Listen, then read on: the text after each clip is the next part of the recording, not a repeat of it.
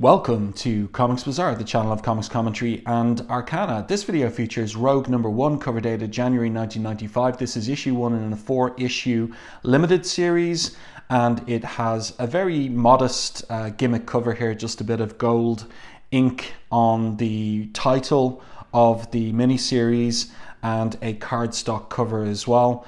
A very nice illustration of Rogue on the cover by Mike Wieringo and Terry Austin. Mike Wieringo, of course, sadly died early back in 2007, and in 1995 he'd come over from DC Comics to work on this miniseries. He'd done work on the Flash series and also Robin with Chuck Dixon, if I recall. So this is a very nice piece of work from him. Let's open it up to the splash page, and we do get a very nice splash page here that kind of follows on from the image on the cover. And we have our credits here. The title of this particular chapter of the story is An Affair to Remember. And the story is by Howard Mackie, art by Mike Wieringo and Terry Austin on inks, lettering Richard Starkings, and comic craft and colors by Dana Mooreshead and Mike Thomas.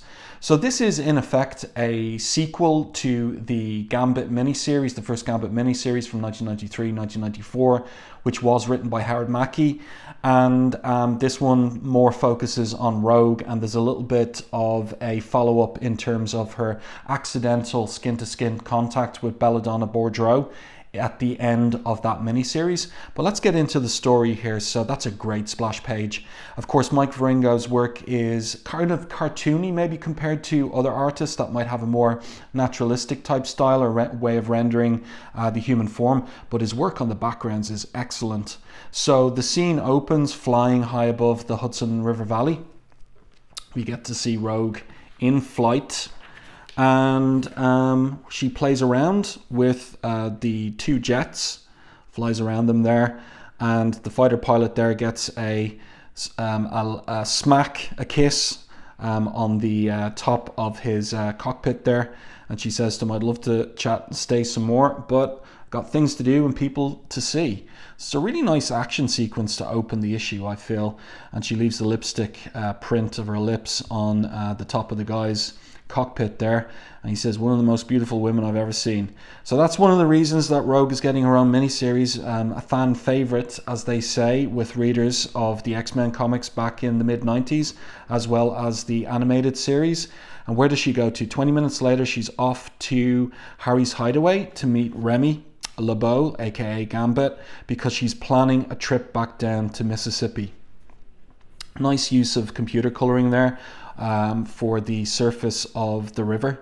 That's nicely done, and the computer coloring is nice flat computer coloring, and it is bright and complements Mike Wieringo's cartoony style. So she's going back to Mississippi, back to her past, and we have a little explanation of this this mansion that we're looking at here, the home of Colonel Clayton Tyler of the Confederate Army. Tyler received a head wound at the Battle of Shiloh. Retiring back to his great plantation, he was cared for by his young wife Emily until he died a few years later.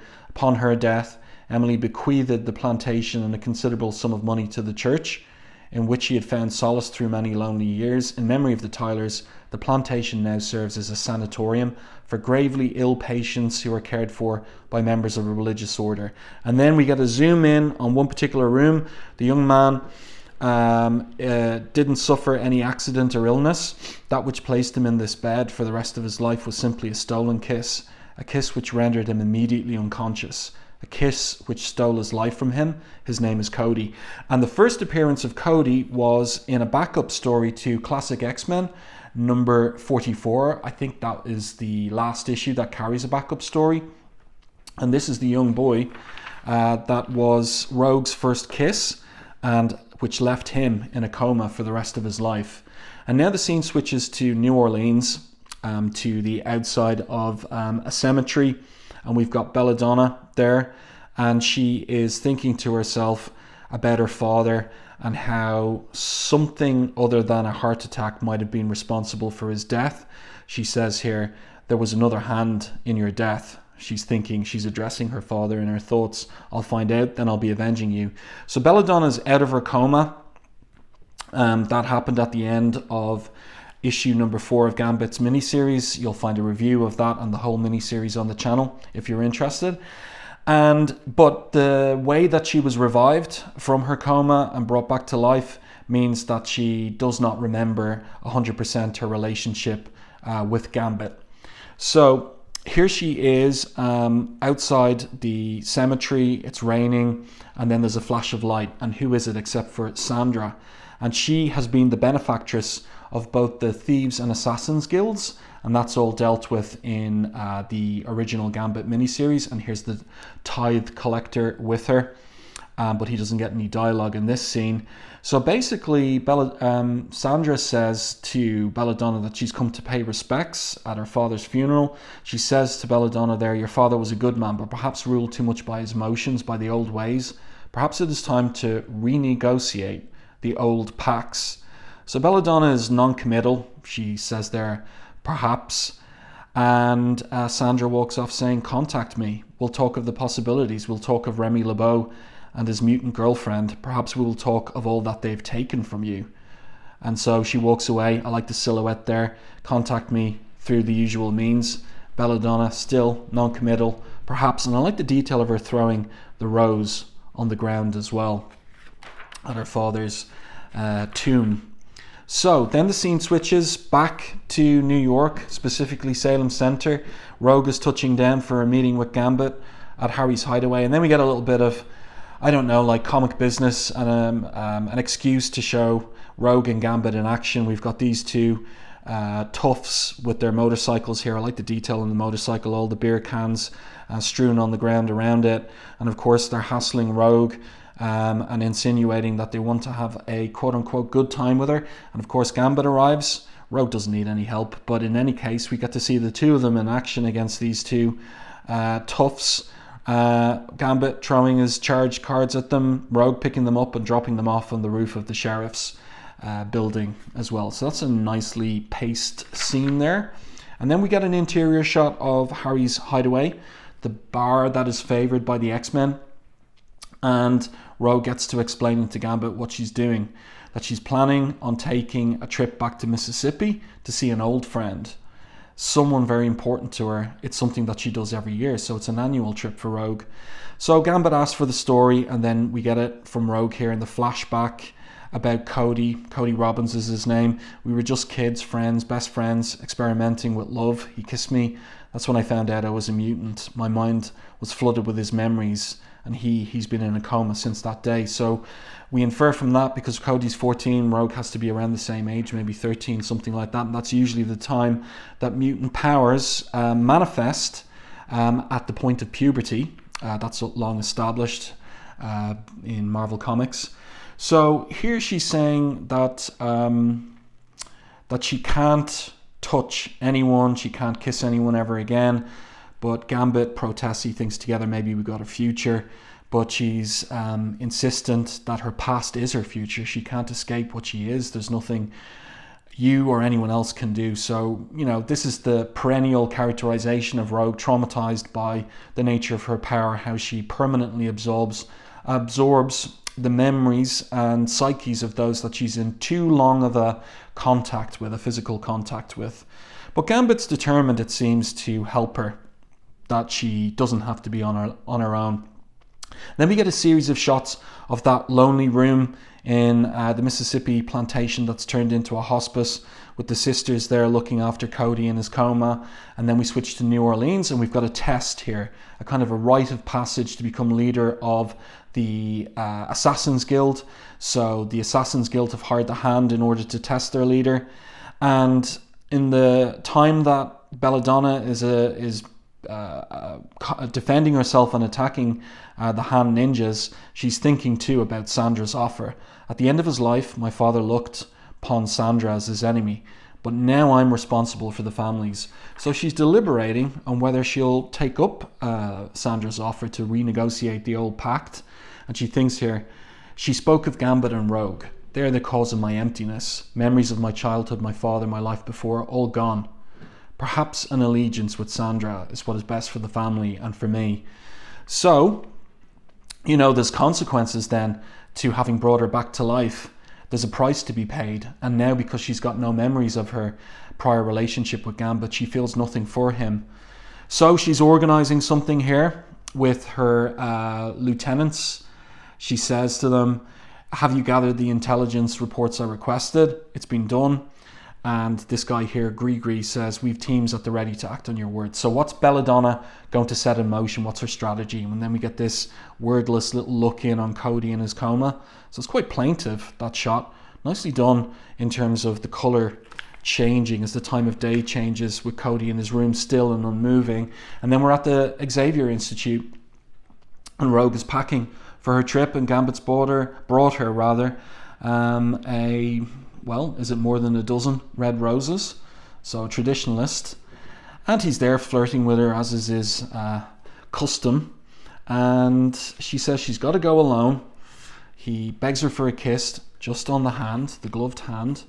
And she knocks him onto the bed because he's still flirting and bantering. But she blows him a kiss and off she goes. And then we get an interesting little moment here between Storm, who's passing by, and saying, Gambit, I would have thought you above stealing catnaps in someone else's room. Then again, for a thief of your limited abilities, you cut me to the quick, Stormy. So that little nickname that he has for Storm was established way back in Uncanny X-Men 266, and it's something that Storm normally doesn't like, but she's not going to protest at this point. And they have a little joking encounter here, which I like. I like the characterization from Mackie here, where Gambit says, you forget I've known you ever since you were so high, because that was back when she was de-aged and in the body of like a 12-year-old girl. And I was teaching you everything you needed to know about thieving. And she says, I often think back on those times fondly, Gambit. And Chris Claremont did do a miniseries recently that returned to those times and filled in the gaps of their thieving, kind of Robin Hood thieving up and down the Mississippi back during that period between Uncanny X-Men 266 and 267. So they're reminiscing about old times, and Storm is saying, look, let Rogue make her journey home alone. And Gambit says, maybe that's true, that she needs some time alone. He leaps out the window for a breath of fresh air, as he says. But of course, maybe. So Storm says quietly, you know, be careful for the both of you. So of course it's continuing this will they, won't they, what would we say, tension, romantic tension between Rogue and Gambit from this era of the comics. Then the next evening we get a change in Cody's status. Looking at that window, who are these shadowed figures outside the window? It's nicely done with the computer coloring and the zooming in on the window there by Wieringo. So Rogue has arrived at the hospital, or the hospice rather, for her annual visit. She makes her way down the corridor. She's feeling guilty. And what will she find when she enters the room?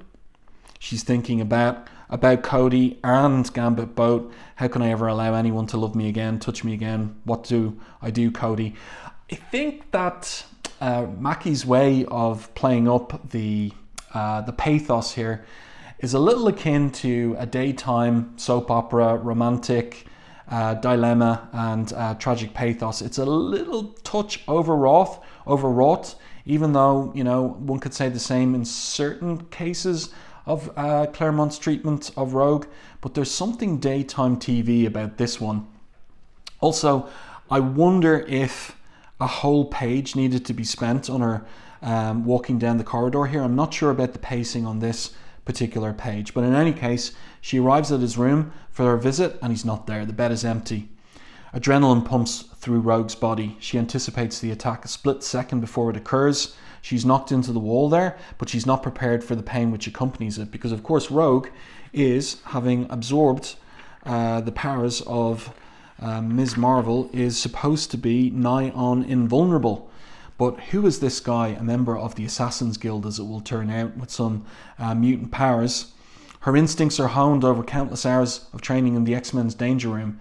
But the threat has been identified. Rogue acts to neutralize it, but feelings for Cody override her instincts. She acts rashly and prematurely.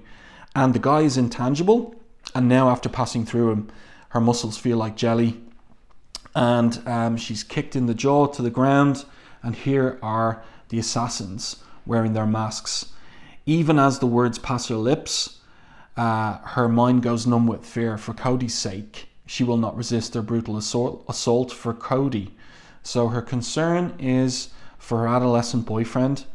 And then one of them orders here this character called Singer to come forward and to deliver a message. And who could the message be, except from Belladonna, of course. And we get a kind of a computer effect here with the the projection, the psychic projection of Belladonna from out of this particular mutant's eyes and mind. And she says to Rogue, "The boy be mine, Rogue."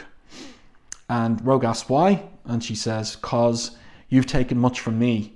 I was in a coma, helpless. You used your mutant power to rob me of memories, which should have been mine alone, and I intend to repay you in kind." So she apologizes, asks for Cody to be left out of it. Belladonna's implacable. She doesn't care. So she really has emerged from that near-death coma a much harder-hearted woman than she was before when we first encountered her. And so Belladonna continues saying to Rogue, everything you touch will be taken away. And of course, that's ironic because for Rogue, she can't touch anyone, because if she does, she'll take away their psyche, their minds. They'll be left like Cody in a coma. And Rogue here is thinking, or saying aloud quietly, "It was an accident, didn't mean to touch you, didn't mean to take the memories, I'm sorry." And then they're all gone. So she's left in the room alone.